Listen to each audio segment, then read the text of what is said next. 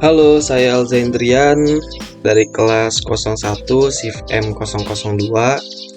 Jadi, saya akan mempresentasikan tugas forum diskusi 3 matkul dari pengantar teknologi informasi.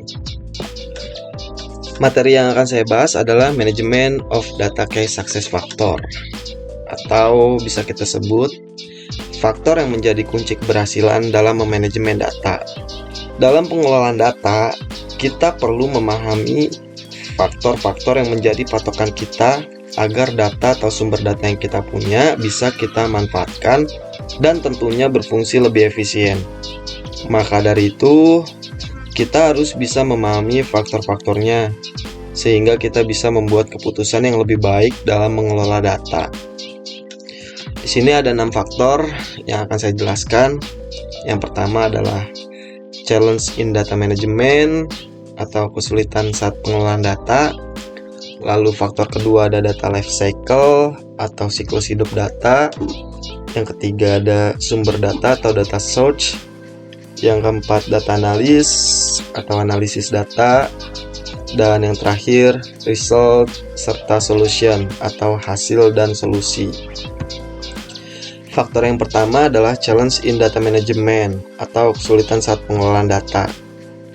Saya sudah merangkum 3 contoh yang akan saya jelaskan untuk kesulitan saat pengelolaan data. Yang pertama adalah difficulty in capacity and performance management, atau bisa kita sebut kesulitan dalam memanajemen kapasitas dan kinerja.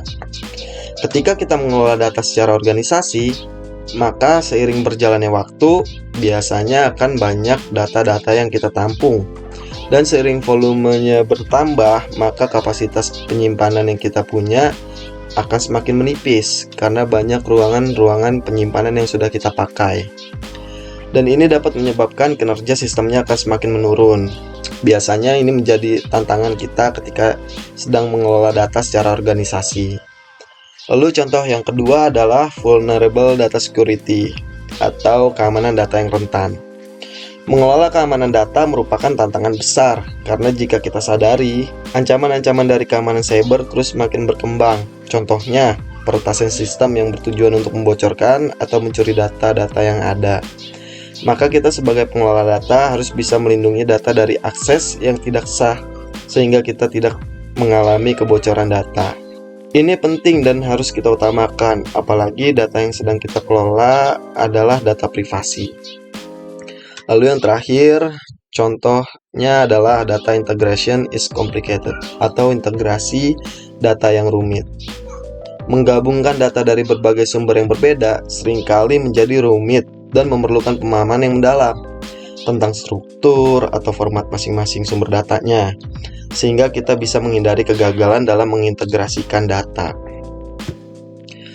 Lalu faktor yang kedua adalah siklus hidup data atau data life cycle, yaitu rangkaian proses yang meliputi penciptaan data, penggunaan data, penyimpanan data, serta penghapusan data.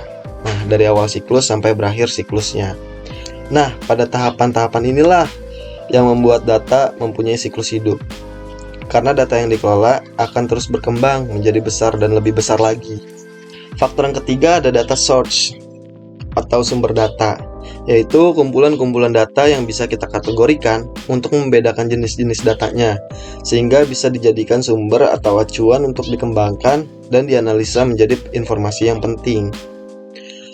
Sumber data sendiri terdiri dari external data, data warehouse, personal data, metadata, dan data mart. Ada juga internal data ya.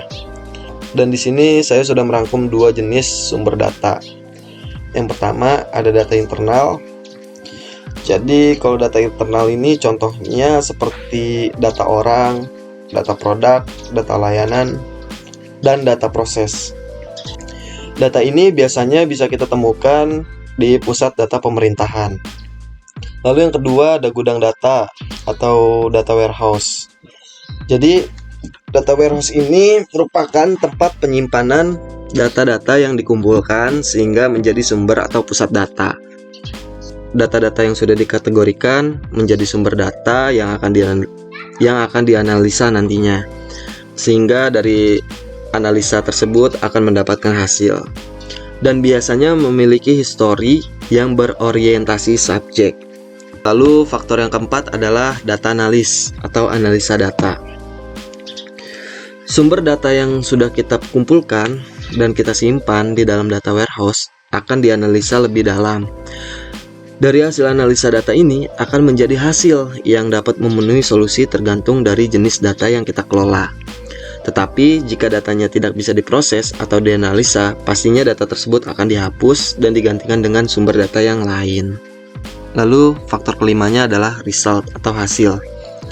Tujuan utama dari manajemen data adalah membuat data yang kita kumpulkan menjadi berguna dan memberikan ide yang penting.